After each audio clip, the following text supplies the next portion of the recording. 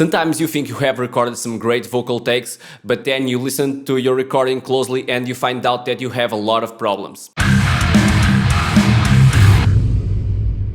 There are many problems that may occur during a vocal recording. Obviously, I will not talk about all of them in this video, so I chose to focus on plosives.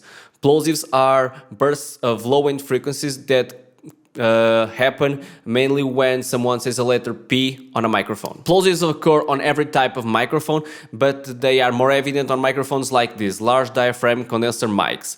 And that's a shame because these mics are great overall vocal recording mics. So that's why we use this.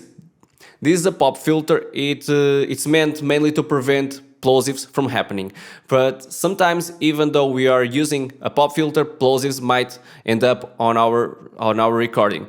Like last week, a friend of mine came by, he recorded some screaming vocals. We were using the pop filter, but the plosives ended up on the recording anyway. So let's see how we can turn this around. First off, let's listen to this piece of audio unprocessed. Para não morrer, para não morrer. The plosive in the beginning when he says the P is very evident. There are two ways that I would use to come around this, at least most of the times. Let's go to the expander first. So you can use an expander to reduce the plosives. An expander, for those who don't know, works just like a noise gate, but the noise gate eliminates the audio below determined threshold, and the expander just reduces that audio so it's softer than noise gate would be, so it sounds more natural. When it says the P, I position the threshold here. This dot is the threshold. I position the threshold right above how loud the P is. Imagine the P is at -12, so I position the threshold just above it, so I will affect everything that is below the threshold, so I will affect the P, and nothing else after the threshold will be affected. This expander is came with my DAW. Is a native plugin. It's free, basically a free plugin, and most DAWs will have a free expander built in. And the tool I will use next is also free, and most DAWs have it as well.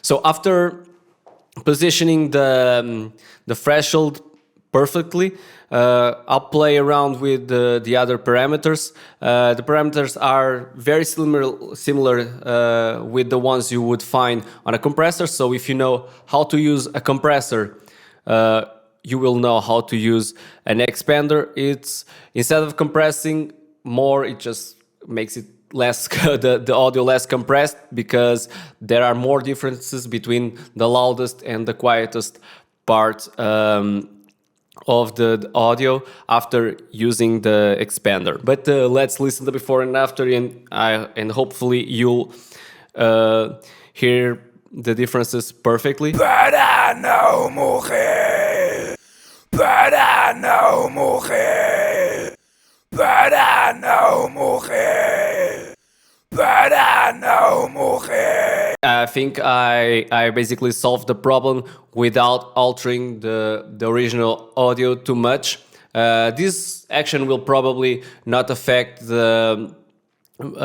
negatively the overall vocal recording, but if it does, you can always automate your expander in order to work only when the plosives happen, so the rest of your recording will remain intact. In order to solve the plosive problem, we can also use a multiband compressor. This is the native Studio One multiband compressor. In order to use this multiband compressor properly to reduce the plosive, we have to pinpoint in each frequencies the plosive is happening.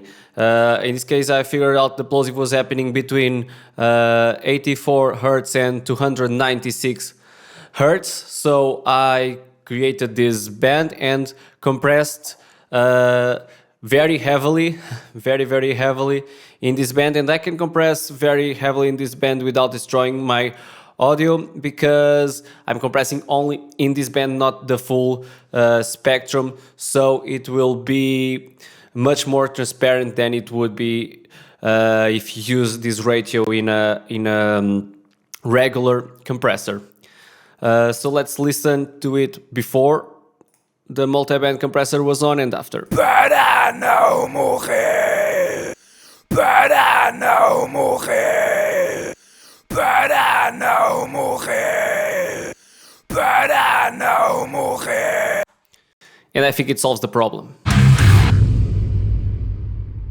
This recording also has some strong sibilances. Let's listen to them unprocessed. Pros olhos, pros olhos. You might use a de-esser to reduce the sibilances, but as I was already using a multiband compressor before, I decided to use the multiband compressor to reduce the sibilances.